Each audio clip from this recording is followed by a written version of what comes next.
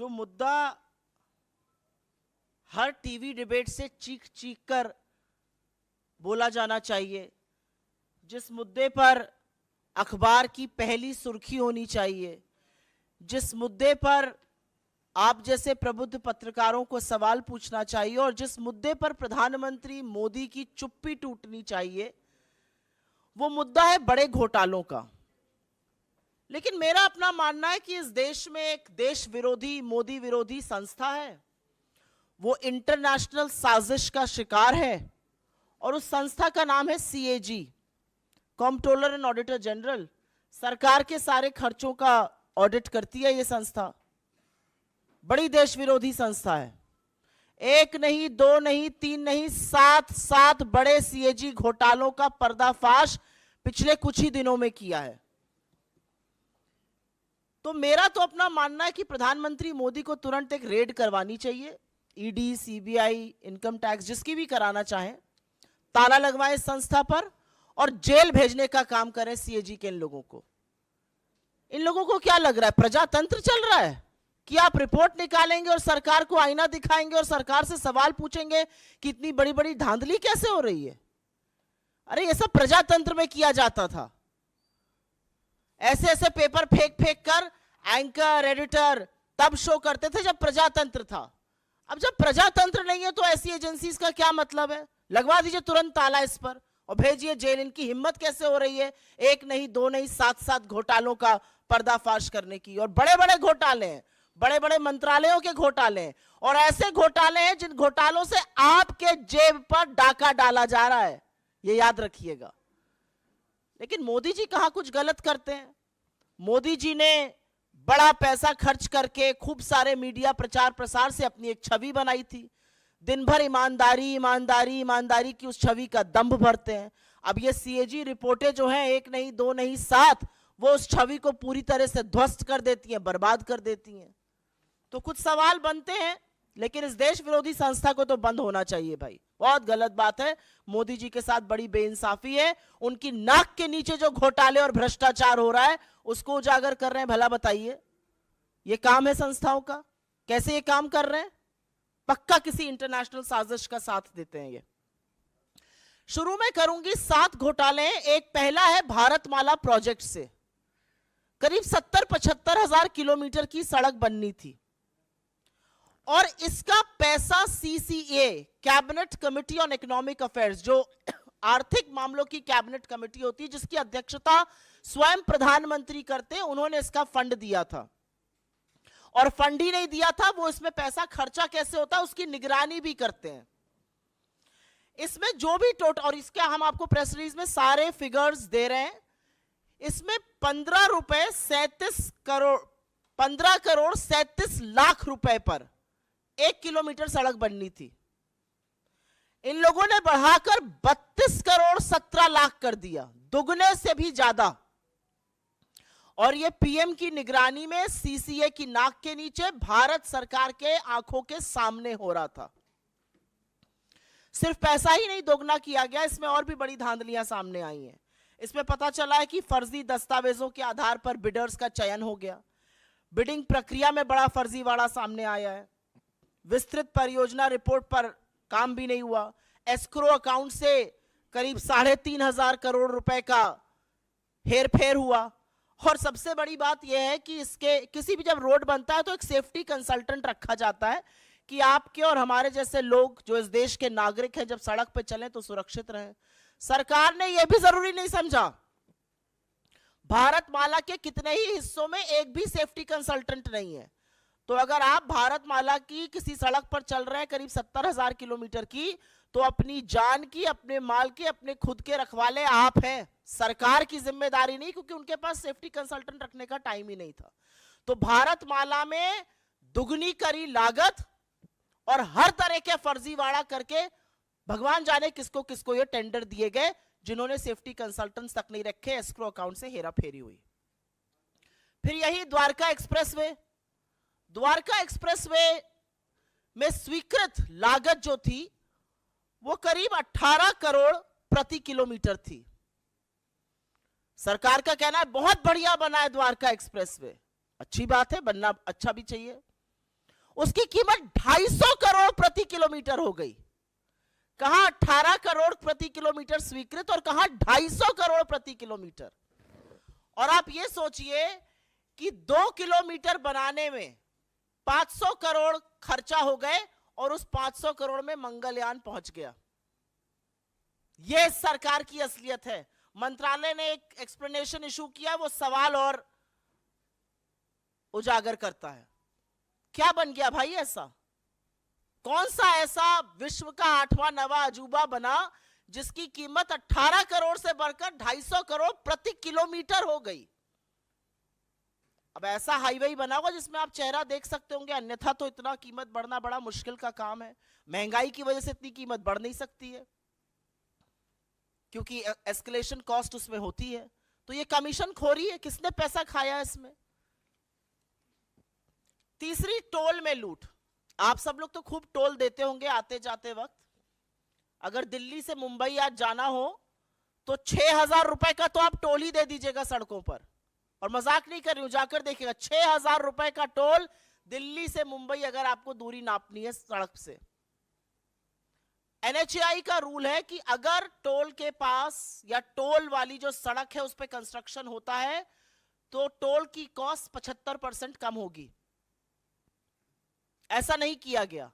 मात्र 5 टोल बूथों का, मात्र 5 टोल प्लाजा का CAG ने एक रैंडम ऑडिट किया और उसमें पता चला कि करीब करीब 132 करोड़ रुपए अवैध वसूल लिए गए लोगों से।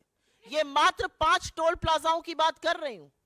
अगर पूरे देश के टोल प्लाजाओं का ऑडिट हो जाए तो सोचिएगा कितना लाखों करोड़ों का गबन हुआ है। और सड़क पे कौन चल रहा है?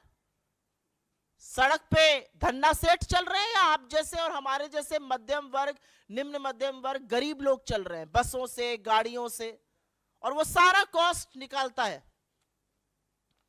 तो 132 करोड़ तो टोल में लूटे। और एक और ऑडिट में पता चला है कि करीब 135 करोड़ NHAI ने राजस्व का नुकसान किया। एक कंसेशन अग्रीमेंट होता है वो कर करके। आयुष्मान भारत, पूरे वक्त लोकसभा में यही सुनाई दे रहा था, हर जगह प्रधानमंत्री इसकी बात करते हैं। ये तो घोटालों का योजना निकली। आयुष्मान भारत में 7.5 करोड़ लोगों का, 7.5 लाख लोगों का, सॉरी, एक नंबर से रजिस्ट्रेशन हुआ है। आप किसी भी आधार सेंटर जाइए, किसी भी आयुष्मान सेंटर जाइए, वो सबसे पहले आपसे आपका फोन नंबर पूछते हैं। एक नंबर से 7.5 लाख लोगों का रजिस्ट्रेशन। और यही नहीं, आयुष्मान भारत के तहत 88,760, मोटा मोटा 88,000 मान लीजिए, उन रोगियों का भुगतान हुआ है जिनकी मृत्यु हो चुकी थी। मृत लोगों का इलाज दिखाकर क्लेम क्या भुगतान हुआ है। अब ये किसके पास गया है ये नहीं पता, लेकिन लाभार्थी के खाते में तो ये बिल्कुल नहीं गया है। 88,000 मृत लोगों के फ्रेश इलाज का क्लेम दिखाकर उस पर धांधली हुई है। और जैसा कि मैंने आपको बताया, 7.5 लाख लाभार्थी एक नंबर से जुड़े हैं। इनफैक्ट अगर आगे डेटा देखिए तो करीब करीब 1 करोड़ 24 लाख जो हैं वो मात्र कुछ फोन नंबर से जुड़े हुए हैं। भगवान की बात ना हो ऐसा कैसे हो सकता है? और वो राम जो सबके आराध्य है। अयोध्या में एक भव्य राम मंदिर बन रहा है। जमीन में जितनी दलाली भारतीय जनता पार्टी के नेता, SDM, कानूनगो सब मिलकर कर सकते थे, बड़े बड़े नेता, ट्रस्ट के लोग, वो तो खूब हुई। वो आप लोगों ने देखा और सरकार की बेशर्मी कह लीजिए या थेथराई कह लीजिए, एक शब्द उस पर बोला नहीं गया। अब पता चल रहा है कि अयोध्या डेवलपमेंट प्रोजेक्ट में भी खूब धांधली हो रही है। और धांधली ऐसी वैसी नहीं हो रही है। पैसा जो जनता का है वो जा रहा है ठेकेदारों के गल्ले में, अनुचित लाभ पहुंचाया जा रहा है। ऐसे ऐसे ठेकेदारों को GST का भुगतान हो रहा है जिनका रजिस्ट्रेशन कैंसिल हो चुका है। सिंचाई विभाग ने तो ऐसे लोगों को ठेका दे दिया जो अयोग्य थे।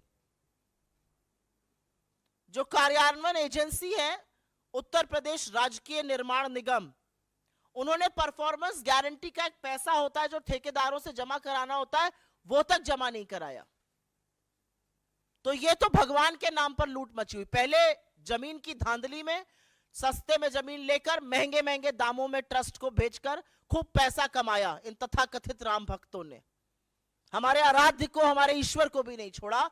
और अब उसी अयोध्या डेवलपमेंट प्रोजेक्ट में बड़ा घोटाला सामने आ रहा है कि करीब करीब 20 करोड़ रुपए तो ऐसे ठेकेदारों के गल्ले में गए जो अयोग्य थे। रजिस्ट्रेशन कैंसिल, जीएसटी का भुगतान आ रहा है। ग्रामीण विकास मंत्रालय, रूरल डेवलपमेंट मिनिस्ट्री, ये छठा घोटाला सामने आया है। क्या कहता है ये घोटाला? इसमें पेंशन का एक प्रयोजन होता है। वो पेंशन किसको जाती है? वो पेंशन जाती है वृद्धा पेंशन, विधवा पेंशन और विकलांग पेंशन। हर गांव में अगर आप आज की तारीख में चले जाइए तो आपको 10 लोग ऐसे मिल जाएंगे, वृद्धा, विकलांग, वृद्ध मिलाकर, जो कहेंगे हमारी पेंशन नहीं आ रही है। किसी भी जगह चले जाइए, वो कहेंगे हमारी पेंशन नहीं आ रही है। फिर हम उनको दिलासा देते हैं कि हम कुछ करते हैं, फिर हम डीएम को चिट्ठी लिखते हैं, फिर डीएम कहता है कि नहीं ऐसा आवंटित फंड कम हो गया है, क्या किया जाए। ऐसा तमाम जगह होता है, एटलीस्ट जहां जहां मैं जाती हूं वहां जरूर होता है। अब पता चल रहा है ऐसा क्यों हो रहा है, क्योंकि जो वृद्धा पेंशन, विकलांग पेंशन, विधवा पेंशन का पैसा है वो सरकार दूसरी योजनाओं के प्रचार प्रसार में खर्च कर रही है। सीएजी की रिपोर्ट से यह सामने आया है कि सरकार ने इस पैसे से होर्डिंग लगवाए ग्राम समृद्धि स्वच्छ भारत पखवाड़ा के 19 राज्यों के हर जिले में। जो पैसा एक विधवा के खाते में जाना चाहिए था, जो एक विकलांग के खाते में जाना चाहिए था, जो एक वृद्ध के खाते में जाना चाहिए था, उससे 19 राज्यों के हर जिले में होर्डिंग लगाए गए स्वच्छ भारत पखवाड़ा के। और अंत में एचएएल को भी घसीटा है सीएजी ने। विमान इंजन की डिजाइन प्रोडक्शन की खामियों का गंभीर आरोप लगा है, जिससे करीब राजस्व को 154 करोड़ रुपए का नुकसान हुआ है। तो हमारे कुछ सवाल है प्रधानमंत्री जी से। हमारा पहला सवाल तो यह है कि आप ही की नाक के नीचे ये घोटाले हो रहे हैं तथाकथित, आप ही की नाक के नीचे ये धांधली हो रही है, तो इस पर चुप्पी तोड़िएगा या नहीं तोड़िएगा? क्या प्रधानमंत्री अपनी सीधी निगरानी में हो रहे भारतमाला घोटाले, जिससे सीसीए के अध्यक्ष आप हैं, उस पर चुप्पी तोड़िएगा, उस पर कार्रवाई करिएगा? क्या केंद्रीय सड़क परिवहन और राजमार्ग मंत्रालय के खिलाफ और मंत्री के खिलाफ कोई कार्रवाई की जाएगी? एक एनएचएआई का मामला आया है, एक द्वारका एक्सप्रेसवे का आया है, भारतमाला का आया है। क्या प्रधानमंत्री आयुष्मान भारत में हो रहे फर्जीवाड़े पर कुछ करेंगे? और क्या वो पता करेंगे कि आखिर लाभार्थियों का पैसा गबन किया तो किसने गबन किया? क्या वो पता करने की कोशिश करेंगे कि वृद्ध का, विधवा का, विकलांग का ग्रामीण विकास मंत्रालय का पैसा दूसरी योजनाओं पर खर्च क्यों किया जा रहा है? क्या प्रधानमंत्री ये जानने का जरा सा भी प्रयास करेंगे कि अयोध्या में जमीन की धांधली के बाद जो अयोध्या डेवलपमेंट प्रोजेक्ट में घोटाले हो रहे हैं और अनुचित लाभ ठेकेदारों को पहुंचाया जा रहा है, वो कौन पहुंचा रहा है? और अंत में मैं सिर्फ ये कहूंगी कि किसी जमाने में सीएजी का नाम सुनकर अधिकांश मीडिया को करंट लग जाता था। यह अलग बात है कि जो तथाकथित रिपोर्टें थी वो झूठी साबित हुई और मारे पेपर दिखा दिखाकर सुबह शाम दिन रात प्राइम टाइम चिल्ला चिल्ला के शो होते थे। उस मीडिया ने चुप्पी धारण कर ली है, प्रधानमंत्री भी मौन है, लेकिन मुनाफाखोरी, कमीशनखोरी और जनता के पैसे की जो लूट हो रही है उससे पर्दा खुद सीएजी उठा रहा है, खुद इस देश का चीफ ऑडिटर उठा रहा है। और हमें पता है कि मोदी जी जवाब नहीं देंगे, लेकिन हमें पूरा विश्वास है कि मोदी जी जिस व्यक्ति ने पर्दाफाश किया उसको बर्खास्त करेंगे, रेड कराएंगे और ऐसी संस्था को जेल भेजने का काम करेंगे।